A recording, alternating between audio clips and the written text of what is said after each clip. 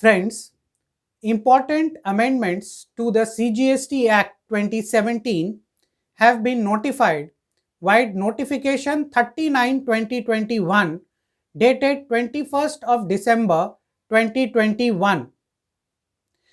These amendments would have far-reaching implications with immediate effect from January 22 for the returns which you file for the period December 21, that is the GSTR 1 which you file on 11th of January 22, or the GSTR 3B for December 21 which you file in January 22. Before going to the amendments, I would like to point out here that the apex court in the case of Bharti Airtel had recently laid down and answered a cardinal question, that whether GSTR 2A was the primary source by which the taxpayers should file their returns, or it was the books of accounts and the purchase register. The Honorable Apex Court, while answering this question, had held that it was in fact the books of accounts, the purchase registers, which needed to be relied on while filing the GSTR 3B and claiming the input tax credit. Furthermore, in the case of AAP, the Honorable Apex Court has held that GSTR 3B would be considered as the GST returns from 1st July 2017. Therefore, this amendment via section 16(2)AA has significance. 16(2)AA lays down that the claim of input tax credit by the taxpayers should not be more than the ITC which is reflected in their GSTR 2A or 2B after the GSTR 1 is filed by their suppliers. Therefore, it breaks up this GST regime to the extent of claim of input tax credit into two parts. First, before 31st of December 2021, where in case of Bharti Airtel Limited, the Apex Court had laid down that the input tax credit should be available on the basis of the purchase register or the books of accounts, and post 1st January 2021, wherein section 16(2)AA has been notified and the input tax credit claimed should not exceed the ITC populated in the GSTR 2A or GSTR 2B. Therefore, from January 2022, taxpayers have to comply with 5 conditions for claim of input tax credit. First, they should have their tax invoice. 2, they should not claim ITC more than the ITC which is auto-populated in their GSTR 2A or GSTR 2B. Third, the suppliers must have actually paid the tax to the government. Fourth, the recipients should have filed their GST returns, that is, the claimants of the input tax credit should have filed their GSTR 3B, and the goods or services should actually have been received by the recipients. 5 conditions from January 22 to claim input tax credit. This amendment of 16(2)AA therefore nullifies Rule 36(4), by which from 9th of October 2019, taxpayers could claim ITC of 20% more than the ITC which was reflected in the GSTR 2A if they were otherwise eligible to claim the input tax credit. This 20% was reduced from 1st January 2020 to 10% and from 1st January 2021 to 5%.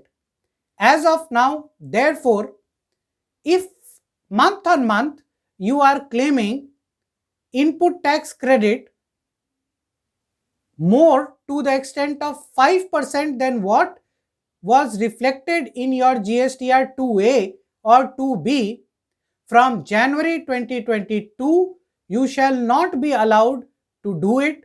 You can claim only that much input tax credit which is available in your GSTR 2A or GSTR 2B. Even many taxpayers for the month of September 22, when you are filing the returns, which is the time barring period for claiming input tax credit for the period 21-22, in that time, if you were thinking of claiming 5% more than was auto-populated or will be auto-populated in your GSTR 2A, now this 16(2)AA bars you from doing so. Therefore, friends, it is important that taxpayers as recipients of goods or services, you become further diligent and chase up your suppliers in case they do not file their GSTR 1, and not only GSTR 1 but also GSTR 3B. Friends, another issue which needs attendance over here is whether to follow GSTR 2A or to follow GSTR 2B while availing the input tax credit. In our legal submission, as per explanation 1 to Rule 69, it is the GSTR 2A which is the return notified for claiming input tax credit and matching input tax credit vis-a-vis the outward tax liability disclosed by the suppliers. GSTR 2B also, as per Rule 60, is a notified return for claiming input tax credit but for the purpose of matching, as per explanation to Rule 69. It is GSTR 2A which is to be followed. Therefore, in case while filing your GSTR 3B, you see that there is a difference between your GSTR 2A and 2B. It is our legal submission that GSTR 2A is the return which needs to be followed. Similar would be the case while claiming input tax credit in the month of September 2020 for the period 21-22. Another important issue which needs attention out here is identification of the suppliers. This is nowhere stated in the GST law per se, but if you go through the judgment of the Honorable Calcutta High Court in the case of LGW Industries and others versus Union of India, a very important statement has been made by the Honorable High Court that it is the statutory obligation of the recipients to identify their suppliers. A somewhat similar statement had been made by the Honorable Madras High Court in the case of DY Bethel Enterprises, whereby it was held that suppliers should be existent for recipients to be allowed to claim the input tax credit. Therefore, supplier due diligence is very, very important under the GST regime. And friends, it is important that at any point of time, even if the supplier's registration was cancelled ab initio, if you can identify your suppliers, if you can prove that as a recipient you have taken the GSTR 3B returns, GSTR 1 return, GSTR registration certificate and taken steps to identify your suppliers, then you can take shelter under this LGW Industries and DY Beetle Enterprises. Another important amendment is the notification of explanation to section 75 subsection 12.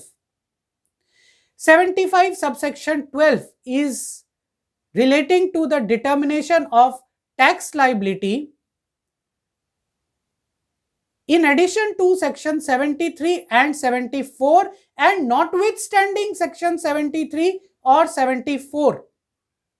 Section 75 subsection 12 lays down that in case there is a self-assessment tax which is not paid or devolved by the taxpayer, then recovery proceedings under section 79, that is a recovery proceeding without an issuance of show cause notice, can be initiated.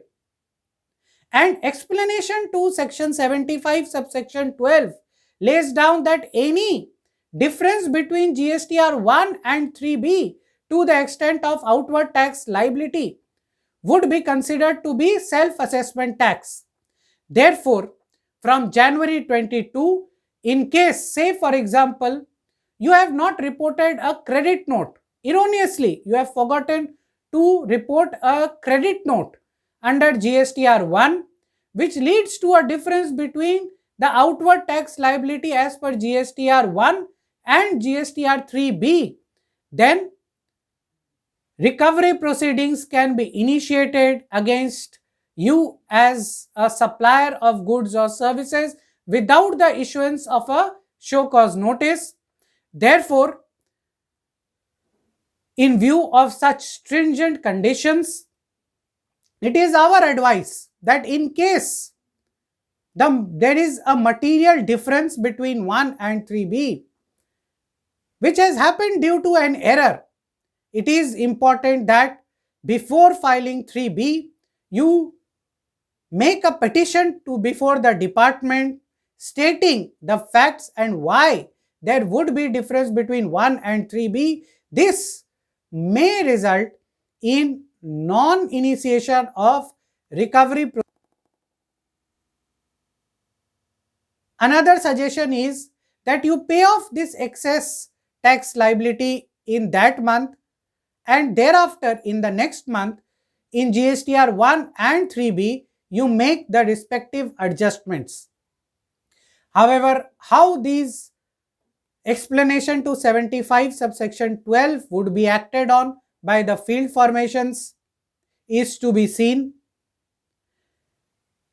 However, friends, what we see from the amendments which have been made in the GST law over the past period, especially of the last 2 years, the message is very loud and clear that GST compliances being done robustly are the way forward under GST, and all taxpayers are duty bound to ensure that GST compliances are up to the mark.